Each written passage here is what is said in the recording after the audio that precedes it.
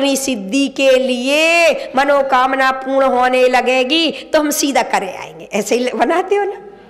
तो उल्टा साथिया, यदि चारों प्रकार से तुम्हें अगर संतानहीन हो गए, संतान नहीं आ रही, पीड़ा शरीर में हो रही, धन नहीं आ रहा और अड़ोसी पड़ोसी साथ नहीं दे रहे, ये चारों तरफ से आपके लिए क्या कहलाती है? संकट आना, दुख आना। अब ये जब होने लगे तब उल्टा स्वस्तिक बनाना कि बस एक संतान नहीं, एक ही तरफ से शंका है, एक ही तरफ से कष्ट आ रहा है, वो तीन तरफ से नहीं हो रहा, तो कभी उल्टा साथिया मत बनाना। समझ नहीं आ रही मैं क्या कर रही? उल्टा साथिया कब बनाया जाता है? जब चारों तरफ से आपको विपत्तियां आने लगे, जब रास्ता ना मिले, तब उल्टा साथिया बनाना।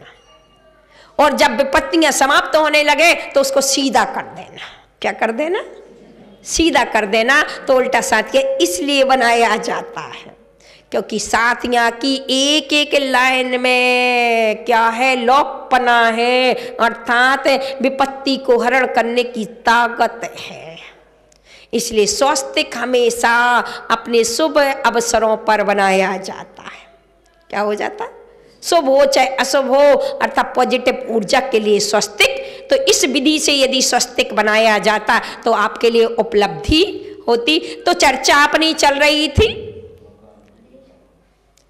चर्चा यह चल रही थी कि हम अधूरे ज्ञान होते हैं तो हम क्या करते हैं? अंधकार को लट्ठा से भगाने का, डंडे से भगाने का काम जो करते हैं, अरे अज्ञान को भगाना है तो एक ज्ञान की सलाई, दिया सलाई लो, भागेगा। तो ब्लैक एंड व्हाइट पर चर्चा चल रही थी। ये संसार के जो भोग हैं, स्त्री जो है ये दिखने में है, पहले रंगीन है, बाद में ब्लैक एंड व्हाइट है। ऐसी संसार के जितने भी भोग हैं कैसे हैं? ये पहले तो रंगीन दिखेंगे और उसके बाद नरक और निगोद ले जाएंगे। कहाँ ले जाएंगे? नरक और निगोद ले जाएंगे। इस नरक निगोद से बचना है, इस नरक निगोद से बचना है। तो पहले अपने इस संसार के ये विषय भोग हैं, इन विषय भोग से यदि तुम्हें बचना है तो एक बार एक व्यक्ति आया और कहने लगा, रेडियो और टीवी में क्या अंतर है? क्या कहने लगा? रेडियो और टीवी में क्या अंतर है? तो मैंने क्या उत्तर दिया दूं? अरे मैंने कहा, जब तक तुम घर में चार बर्तन रह करके और पति पत्नी रह करके गृहस्थी बसाई, दरवाजे के अंदर जब तक तुम लड़ते हो तब तक तो रेडियो हो, और जब दरवाजे के बाहर खुल करके आ जाते हो तो टीवी हो। बोलो सही? सब देखने वाले हो गए कि नहीं? जब तक तुम कोई पांच इंद्रियों के विषयों को जानते हो तो अंदर तक ही हो।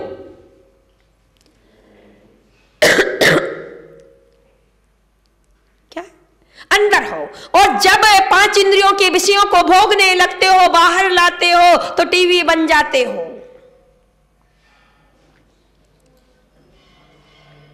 इसलिए पांच इंद्रियों के विषयों को सुनना उतना खतरनाक नहीं है जितना भोगना खतरनाक है।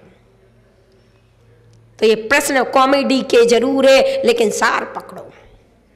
क्या पकड़ो? सार पकड़ो। तो आज अपने जीवन में मात्र अपने मनुष्य जीवन के लिए जहां पर तुम बनने के लिए आए हो, वहां पर तुम्हें ए मोह रूपी अंधकार के लिए यहां पर आकर के भी, मनुष्य गति में आकर के भी तुम पूजा भी कर रहे हो, भक्ति भी कर रहे हो, आराधना भी कर रहे हो, स्वाध्याय भी कर रहे हो, तप भी कर रहे हो, सब कुछ कर रहे हो, लेकिन कैसा कर रहे हो? डंडे से अंधकार को भगाने की तरह कर रहे हो। जब तक आप मिथ्यात्व रूपी इसके लिए सम्यक्त रूपी दिया सलाई नहीं जलाओगे, सम्यक ज्ञान रूपी दिया सलाई नहीं जलाओगे, तब तक आपका ये मिथ्यात्व रूपी अंधकार भागेगा नहीं, मोह रूपी अंधकार भागेगा नहीं। मोह रूपी अंधकार को भगाने के लिए एकमात्र पहले क्या चाहिए? श्रद्धा रूपी दिया सलाई या ज्ञान रूपी दिया सलाई जला दो, ये फाइनल है। प्रकाश आ जाएगा, ओम आ जाएगा। क्या हो जाएगा? ओम आ जाएगा। बस इतना ही समझना है कि आज अपनी मूर्ख प्रवीणता को हटा करके बाहर के अंधकार पर दृष्टि ना रख करके, जैसे उस व्यक्ति ने अपनी बात चल रही थी उस व्यक्ति की कि वो अंधा बाहर से था और लट्ठे से मार करके भगा रहा था। हम तो बाहर से अंधे नहीं, अंदर के ऐसे अंधे हैं कि भगाने का प्रयास कर रहे हैं, भाग नहीं पा रहा है आपका मोह रूपी अंधकार। तो मोह रूपी अंधकार को भगाने के लिए बस एक श्रद्धा का दीपक जलाओ या सम्यक ज्ञान का एक दिया सलाई लाओ, तो आपका ये भोग रूपी अंधकार, मोह रूपी अंधकार आपका एक मिनटों में पलायन करेगा। तो लगाओ अपने अपने दिल पर, बनाओ एक स्वस्तिक, ताकि चारों दिशाओं से आने वाला जो आश्रव है, आठों दिशाओं से आने वाला जो आश्रव है, उसे क्या करो? अर्थात मंत्रित करके एनर्जी को, पॉजिटिव एनर्जी को अंदर लाओ और नेगेटिव एनर्जी को बाहर। क्योंकि मैंने स्वस्तिक बनाने की कला सिखाई तो तुम दरवाजे पर तो बना लोगे, मुँह अचेतन दरवाजे पर तो बना लोगे, दिल रूपी दरवाजे पर कोई भी ये स्वस्तिक नहीं बना पाएगा। तो दिल रूपी दरवाजे पर स्वस्तिक बनाना, तो संवेद शिखर पर जाकर के तुम भी स्थायी विराजमान हो जाओगे। स्थायी विराजमान होने के लिए अपने कदमों को क्या करो? पुरुषार्थ को बढ़ाओ, क्योंकि पुरुषार्थ से ही फल की प्राप्ति होती है। इन्हीं पवित्र भावनाओं के साथ बोले महावीर भगवान ने की। छूले आसमान जमीन की तलाश मत कर, छूले आसमान जमीन की तलाश मत कर, जिंदगी खुशी की, जिंदगी खुशी से जी ले, खुशी की तलाश मत कर, जिंदगी खुशी से जी ले, खुशी की तलाश मत कर। खुद बदल जाएगी जिंदगी, खुद बदल जाएगी जिंदगी, सीख विजय की सीख ले, विजय की तलाश मत कर, सीख विजय की सीख ले, विजय की तलाश मत कर, विजय की तलाश मत कर।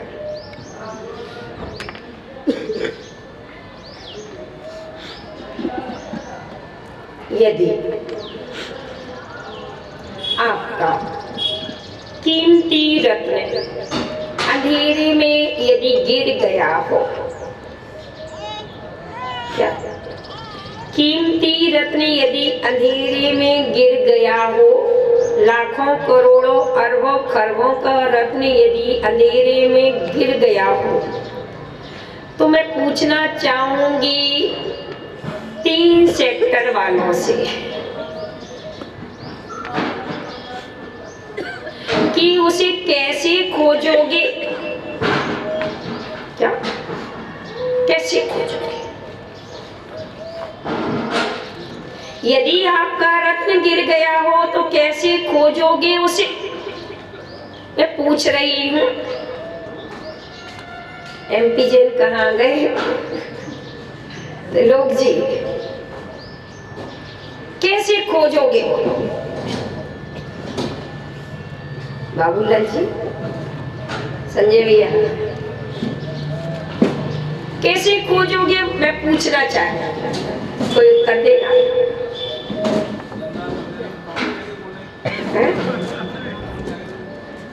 कैसे खोजोगे? पक्का पक्का ना? उजेला करोगे ना? तो यदि समझदार हो, विवेकी हो, यदि कीमती रत्न गुम गया है तो उसको खोजने के लिए बस एक विवेक की आंख खोल ले। जेके जैन, एक विवेक की आंख क्या खोल ले? एक विवेक की आँख खोले, 5 रुपए का दीपक या मोमबत्ती खरीद कर जला दे तो फिर क्या हो जाएगा आपका हीरा। और तुम यदि ये सोचते रहोगे नेगेटिव रूप से, अरे 5 रुपए कौन खर्च करे, तो हीरा मिल जाएगा क्या? अरबों खरबों वर्ष बीत जाएंगे पर हीरा नहीं मिल पाएगा। जन्म क्या जिंदगियां बीत जाएंगी पर हीरा मिलेगा क्या? इस कांच के हीरे को ढूंढने के लिए कुछ ज्यादा कीमती नहीं, इस हीरे को ढूंढने के लिए कितनी मोमबत्तियां जला देते हो, लेकिन ये जो मानव तन रूपी हीरा,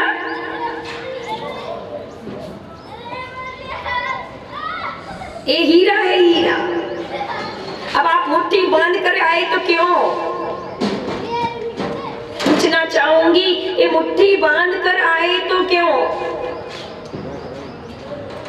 नारकी जब जन्म लेता तो मुट्ठी खोल कर जन्म लेता, देवता जब जन्म लेता तो मुट्ठी खोल कर जन्म लेता, और त्रियंश जब जन्म लेता तो मुट्ठी खोल कर जन्म लेता है। लेकिन हे मानव, तूने जन्म लिया तो मुट्ठी बांध कर जन्म लिया है। क्यों? क्योंकि तन जो है क्या है? एक रत्न है, रत्न। इस रत्न से रत्नात्रय प्राप्त किया जा सकता है। 3 सेक्टर में 3 को जोड़ने से 3 की प्राप्ति हो सकती है। मन वचन काया, इन तीनों को योग को जोड़ दो तो रत्नात्रय मिलेगा, और रत्नात्रय से 3 लोक के नाथ लोकी चंद बन सकते हो। क्या बन सकते हो? त्रिलोकी नाथ बन सकते हो। बस जरूरत है, इस रत्न को जो फेंक रहे हो, उस रत्न को खोजने के लिए एक सम्यक ज्ञान के दीपक जलाने की 5 रुपए लगना है। क्या लगना है? 5 रुपए लगना है, ज्यादा भी नहीं लगना है। आचार्य उमा स्वामी तत्वार्थ सूत्र नामक ग्रंथ में, मैं कल से GST पढ़ा रही हूँ, तत्वार्थ सूत्र के 9वें अध्याय में 8वें अध्याय में कहते हैं, मिथ्या आवृत्ति प्रमाद कसाय योगा बंद हो हेतु। बंद के हेतु क्या है? हमारे इस रत्न को फेंकने वाला हेतु क्या है? मिथ्यात्। मिथ्यात् का मतलब विपरीत सोच, विपरीत श्रद्धा, जो तुम्हें गलत फहमी है, जो तुम्हें गलत फहमी है, जिसको तुम नोट समझ रहे, जिसको तुम लक्ष्मी समझ रहे, वो अलक्ष्मी है। यहाँ के वकील और यहाँ के जज के लिए तो तुम घूस दे करके काम निकलवा सकते हो, लेकिन ध्यान रखना, कर्म रूपी जज के पास कितने भी तुम नोट दिखाते रहोगे, कितने भी सिक्के दिखाते रहोगे, कितने भी सोना चांदी दिखाते रहोगे, लेकिन वो मौत का प्रस्ताव आपसे घूस नहीं लेगा। लेगा क्या? बतलाइए। कितना भी गिड़गड़ाओगे, कितना भी कुछ करोगे, लेकिन वो मौत का प्रस्ताव से घूस नहीं लेगा। तो फिर ये जोड़ जोड़ करके तुम जो कर रहे हो, ये क्या कर रहे हो? जिसके लिए अपनी तन खो रहे हो, जिसके लिए अपने चेतन को खो रहे हो, जिसके लिए अपना मन वचन काया तीनों को खो रहे हो, फेंक रहे हो।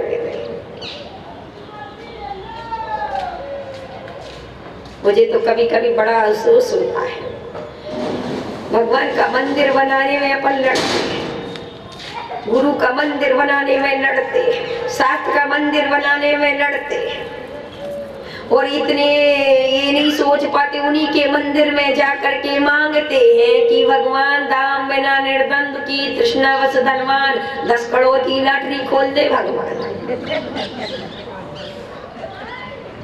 उन्हीं से मांगा, उन्हीं का दिया, उन्हीं को नहीं दे पा रहे।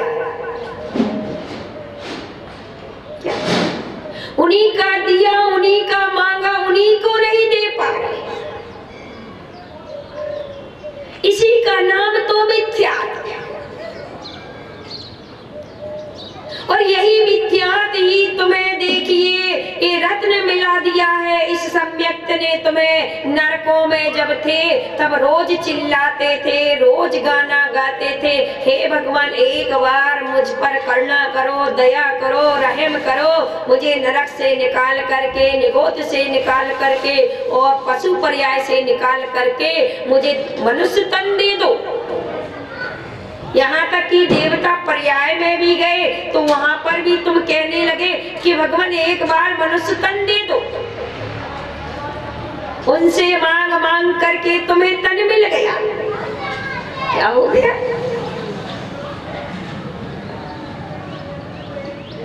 क्या बोल रही समझ में? ये तन मिल गया, लेकिन वही मोदी बन गए तुम। सीट मिलने के बाद जैसे सोनिया जब सीट नहीं मिली थी तब तक हाथ जोड़े थी। जब तक किसी नेता को सीट नहीं मिलती तब तक वो झुक जाता है और सीट पाते ही फूल जाता है, अकड़ जाता है। और अकड़ना स्वभाव किसका है? मुर्दे का है। उसका ज्ञान सो जाता है। क्या मुर्दे में है ये चीज? जानना, देखना, खाना पीना है क्या?